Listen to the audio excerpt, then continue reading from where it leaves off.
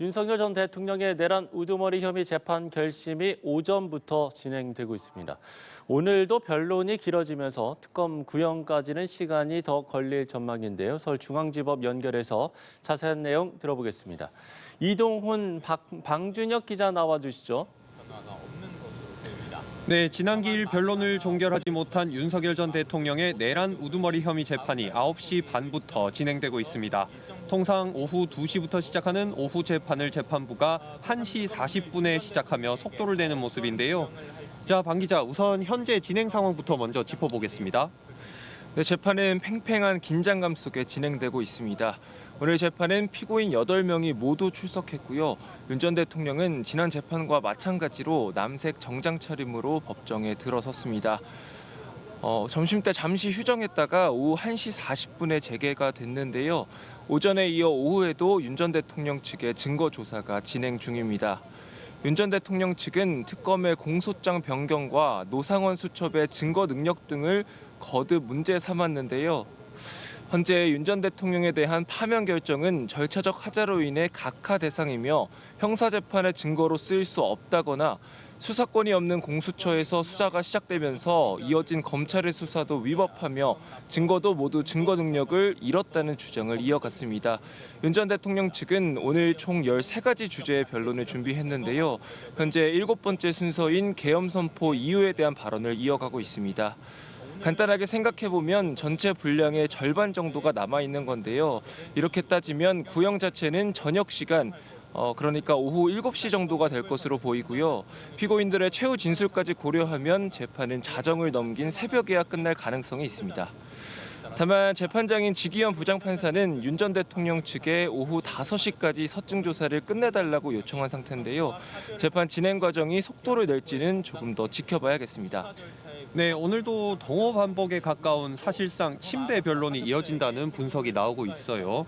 이게 윤 전 대통령 측은 총 13가지 주제로 말씀하셨다시피 최대 8시간의 변론을 준비했다고 예고한 바 있습니다.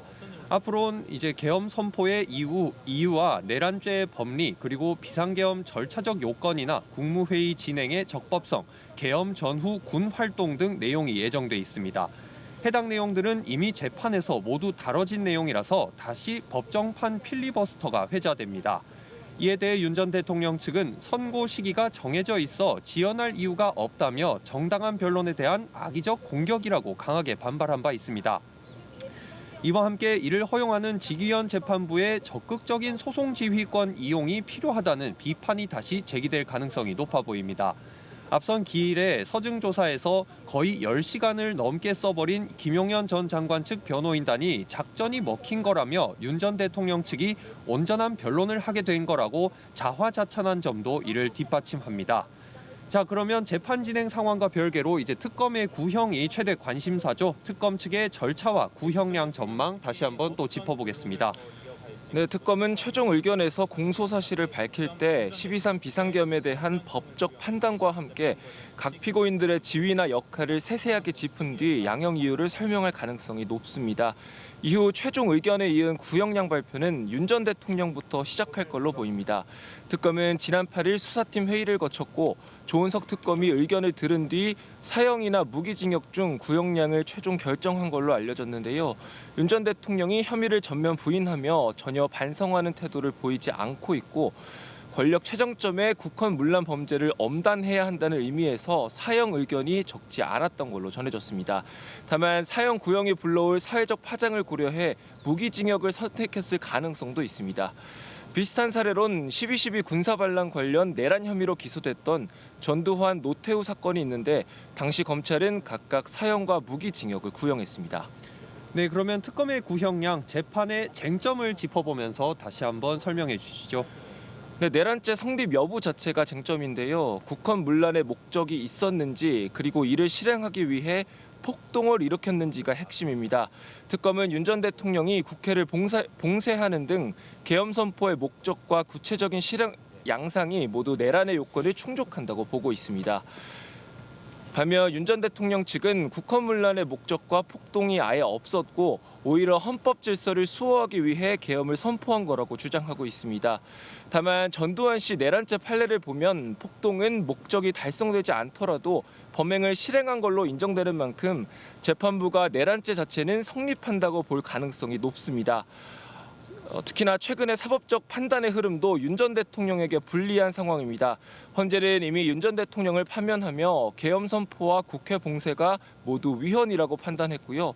지난달 노상원 전 정보사령관의 1심 판결에서도 법원은 비상계엄 준비 자체가 위헌 위법이란 점을 명확히 했습니다. 네, 그렇다면 특검은 이 같은 점들을 고려해서 구형을 할 걸로 보이는데요. 윤 전 대통령의 최후 진술도 관심을 모으고 있습니다. 윤 전 대통령은 그간 재판에서 적극적으로 셀프 변론을 해온 만큼 오늘 최후 진술도 준비를 많이 해올 걸로 보이는데요. 가장 최근에 윤 전 대통령의 최후 진술로 비춰보면요. 우선은 12.3 비상계엄을 할 수밖에 없었던 이유, 거대 야당의 입법 독재, 그리고 예산안 삭감 등 폭정을 들 걸로 보입니다. 또 탄핵 심판에서 주장했듯이 호수에 비친 달을 쫓아가듯이 수사나 재판이 정해진 결론을 따라간다는 주장도 할 수 있고요. 다른 재판에서 주장했듯이 비상계엄 선포는 대통령의 고도의 정치 행위이며 대통령의 국가 긴급권 행사를 형사재판에 세우는 게 부적절하다는 주장도 되풀이할 가능성이 있습니다. 자, 그러면 밤늦은 시간이 될 것 같지만 재판부는 마지막 절차로 선고 기일을 정하게 되겠죠? 네, 그렇습니다. 윤 전 대통령의 내란 우두머리 재판 1심 결론 다음 달 중순 정도 전망이 많습니다. 증거 자료가 워낙 방대한 만큼 재판부가 검토할 시간이 필요하겠지만 2월 말 법원 정기 인사 전에는 결론을 낼 것이란 관측이 지배적입니다. 법관 인사를 넘기게 되면 새 재판부가 배당되고 기록 검토에만 수개월이 걸릴 가능성이 있기 때문인데요.